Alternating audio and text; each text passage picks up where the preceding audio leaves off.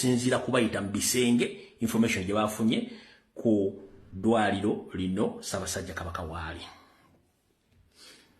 Kati mugenda kutya era njala kubaza abaana basoma IT information technology mwebale kukola mulimu guno. Tugenze okuyita mu bisenge, abaana bagenze okuyita mu bisenge byonna byonna ne kizuulwa nti eddwaliro lino liri ku acres 50,000 nga lyonna lya bibira, acres 50,000, era nga nannyini ddwaliro lino musajja mugirimaani bamuyita Herman Rath. Herman Rath ye nannyini ddwaliro lino. Nannyini ddwaliro bamuyita Herman Rath. Herman ebeera H-E-R-M-A-N, eyo ya Herman.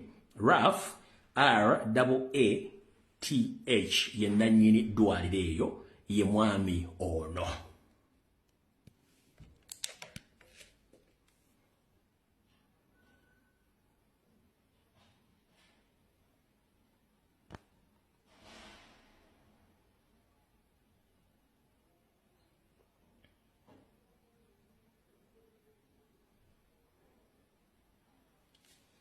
Tugenda maaso.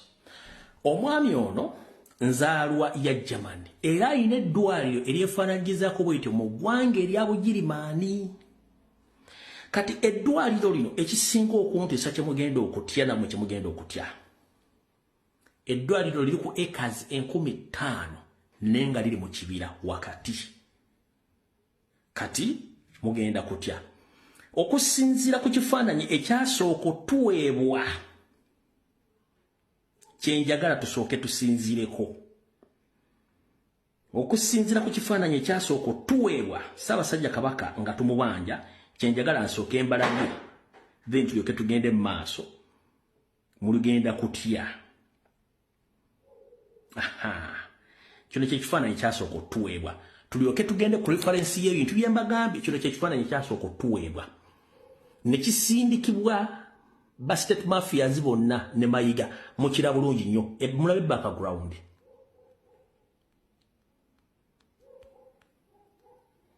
Kye kifaananyi ekyasooka tuweebwa mukira bulungi nnyo. Background buli kimu, floor bwefaanana n'ennyumba bwefaanana, buli kimu kifaanana okusinziira ku background. Ndoza mulaba bulungi nnyo okusinziira ku background. Kati bwe twafunye abayingira mu bisenge, bwe bamaze okuyingira mu bisenge okunoonyereza, kino kye tuvuddeyo nakyo.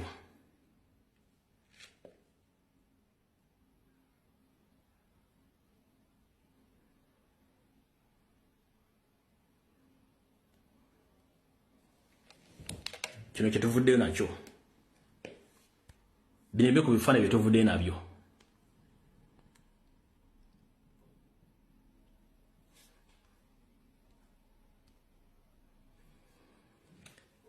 Njagala mwetegereze background eri mu kifaananyi kinyisoso balaga, mutunuulire n'eno mugira bulungi nnyo. Kansose kiri ekifaananyi ekisoose.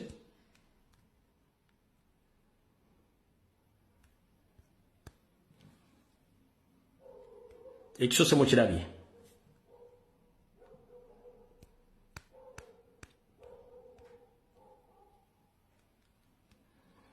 Ekyo ekifaananyi ekyokubiri. Background mugire bulungi nnyo. Kiri kyembagaye mu kifaananyi ekyasooka.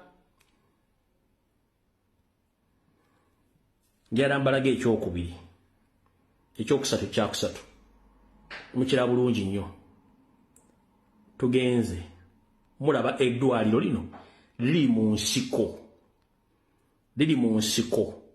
Ndowooza mulengera liri mu nsiko. Kati fun enough eddwaliro liriko ne watch tower. Watch tower mugiraba eri sako di wano. Eno watch tower ngabo watch tower obeera ku makomera. Watch tower yiyo era eri sako okusinziira kuba eri sako yiyo ye watch tower. Tugenda balaga tugenda mpola mpola. Lombulira eddwaliro giri yeyo. Mugenda kutya. Liri mu nsiko eri yonna teri nnyumba. Liri mu nsiko muliraba. teri wadde nyumba eddwaliro liri mu nsiko. Olaba bulungi nnyo ne kuliko Watch Tower. Kati ng'ovudde ku Watch Tower mugenda kutya. Ng'ovudde ku Watch Tower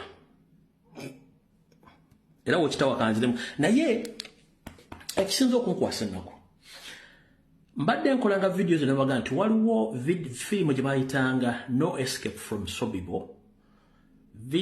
Firimu yali y'Abagirimaani mwe battira abalazi naye embeera eyali mu kitundu ekyo n'engeri gye bali basibyemu obukomero busibekwa ekkomero lya Sobibo exactly kyekiri mu kitundu wano. Kamunyongero balaga ekkomero lyo lyetooloddwa oba lisingiddwako electronic fence nga za amasannyalaze okulina Watch Tower.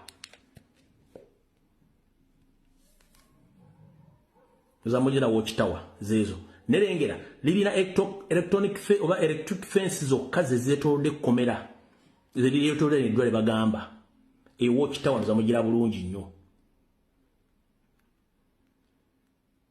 Watch Tower kati zino ze electrical fences ziriko ezeetoolodde.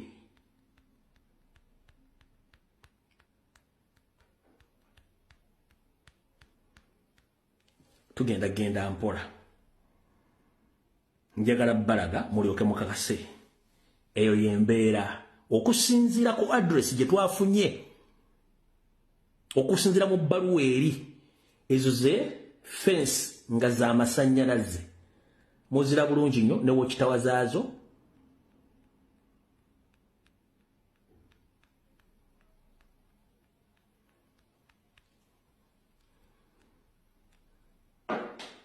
Muzira bulungi nnyo.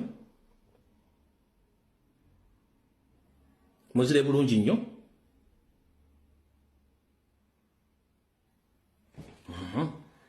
Tugenda mpola. Mwenna abalaba No Escape from Sobibo eyo ye clinic nga bweri okusinziira ku information gye tujja mu bbaluwa yo clinic nga bweri munagare musajja ate teyatulaze information ogwe mugikiro gwaki bye tujja mu bbaluwa eri bye tukozesezza. Kati kino kyekifaananyi ekisembayo mutunuulire background n'ekifaananyi mayiga kyennyini emitimbagano gye baasooka okufuluma ekifaananyi mu confirming ekifaananyi kye baafulumya nti Kabaka ali Namibia ffe ne tubagamba nti yawambibwa era ali mu detention center. Basabo ne bannyabo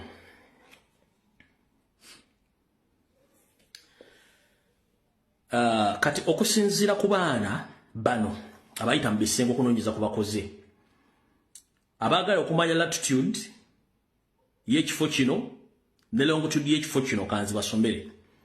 Latitude z'ekifo kino ziri mu 20 waggulu n'oteekayo ka dot 28 nozzaako ka dot nozzaako 20 dot nozzaako 87 wano n'oteekayo bushiraso bino nozzaako s mu bracket minus 20.473 eyo latitude. Bwe tugenda mu longitude eri mu 15.38.53.68 mu bracket nebera 15.648 mu kifo ekyo kyennyini wekiri. Ebisigadde location ne map buli kimu nga bwe kyazze byonna okusinziira kuffe ku bbaluwa gye mbaga ffe tubeesinze ku bbaluwa n'address n'amanya ge baatadde buli kimu ne tubiwa abaana baffe abasambaga ne basambagana ne basooka bazuula ekifo kino. Ozambitegedde bulungi nnyo. Kati bwe mmala okutegeera ebintu ebyo bano bennyini aba Buganda ababeera ku TikTok ababeera ku Facebook nga boogera ebigambo bawandiika ebigambo zino tweet zaabwe ate banaga nti abaana bawandiise n'abanoonyereza babijja luddawa ezo tweet za Buganda. Eyo page eri ku Twitter Mayiga yennyini yakonfirming nti Ssaabasajja Kabaka ali luddawa ali mu ggwanga ya Namibia. Wulira bulungi nnyo. Ssaabasajja Kabaka wa Buganda ali atya? People power, our power. Our power, people power.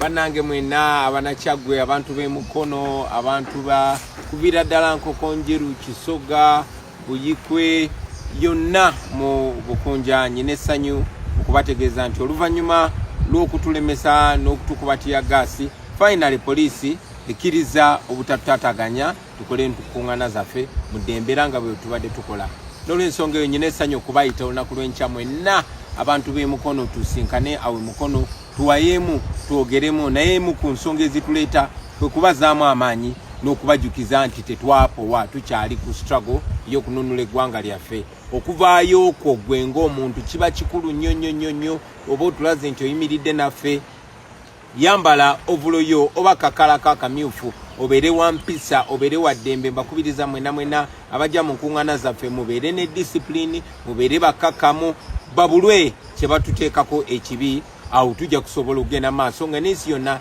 eraba nti tuli baddembe mbeesunze okubalaba olunaku lw'enkya ate abaana b'e Masaka ku Friday tubasalako mwenna tubalinze gwa tasobodde kubeera naffe kale tusobola okuwubirako ku kkubo oyinza n'okukwata akamyufuko oba akamyufuko n'okambala mu ngeri yonna eri non-violent ey'eddembe naye eraga nti oli ne bannayuganda abanyigirizibwa era oyagala nkyukakyuka twegweko enkya emukono. People power, our power, our power, people power. Uganda kumpi buli sekta nfu. Uganda bwaba mulwadde yalwala ekibumba, omutima, ensigo, amawugwe n'obwongo kati. Ebintu ebikwata ku byenjigiriza nze ndowooza nti waliwo obugenderevu obw'okwonoona ebyenjigiriza mu ggwanga lino. Abantu abamu bo abaana baabwe basome ebyekitalo ng'abaana b'abantu bangi tebasomye n'olwekyo basobole okwezza eggwanga nti ne bwe baba bavudde mu buyinza oba tokyasobola kubagoba nga bwe kiri e South Africa ti abazungu bava mu buyinza naye baasigala buli woofiisi bwe balimu kubanga engeri gye baasomesangamu abaddugavu ku masomero baagenda kutuusa mukolo naye tebaasoma. Osanga omu South Africa omuddugavu nga yasoma ng'alina ne diguli naye nga tamanyi nti South Africa esangibwa mu Africa. Obasanga mu mabanka nga tebasobola wadde okubala. Olwaleero abantu abakola obusawe South Africa bava eno mu mawanga gano agaffe kubanga bali bateekawo ebyensoma ne babiteekamu apartheid enkola ey'okukotogera era ne bakotogera abaddugavu. Enkola eyo yeri wano nti mu bugenderevu waliwo okukotogera okulaba nti abaana ababona abange tebasoma balyoke baleeta omugigi gw'abannaffe be bayivu be bagagga be bannannyini buyinza era bezza ensi yaffe nga ffe bannyiniyo tutunula butunuzi bwetti. Nkugambye nti bwe tugendera wano tujja tuuka ekiseera nga ne bwe bava mu buyinza era bagenda sigala nga be batufuga kubanga be balina obuyigirizi. Kati ng'okugeza waliwo emisomo egikwata ku mafuta baana baabwe bokka be bagisomye so ne bw'owamba era oba olina okubalekera emirimu gyabwe otherwise gwe bw'obagobawo eggwanga liba ligenda ggwa mu ddu.